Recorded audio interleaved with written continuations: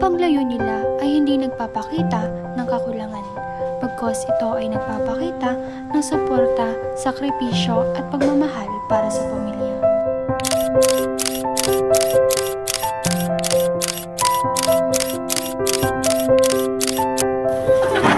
Okay, bye-bye. Bye!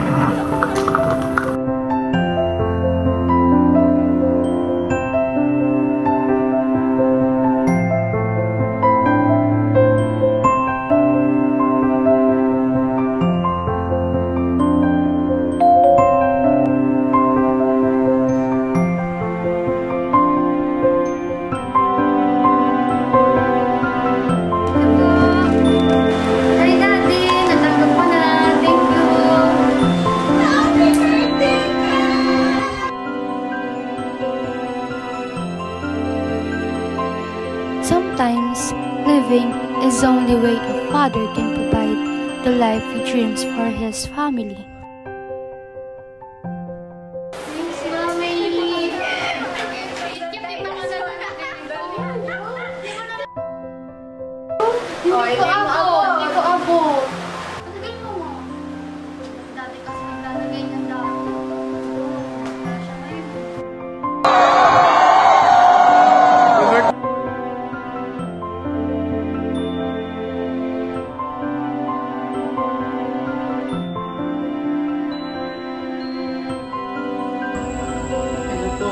Ako po ay si Janet Bustamante, mother po ni Katrina Bustamante.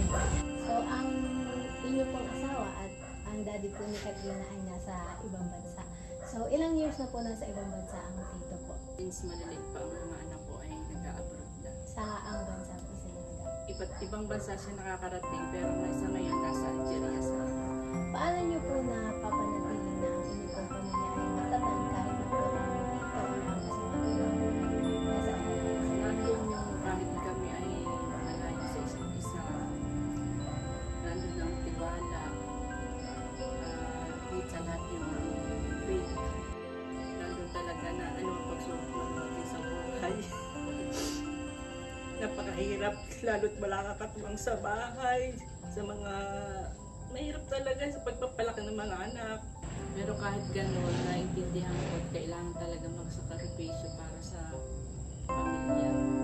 Ano po ang masasabi o mga advice niyo po para sa kanila?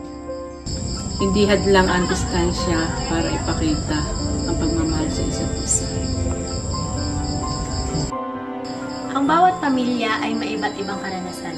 May mga pamilya o mga mahal sa buhay na piniling lumayo, ngunit ito ay nagpapakita ng kanilang pagsasakripisyo at pagmamahal para sa kanilang mga mahal sa buhay. Para sa mga magulang na pinipiling magsakripisyo at buhayin ang kanilang pamilya, mabuhay po kayo. Daddy!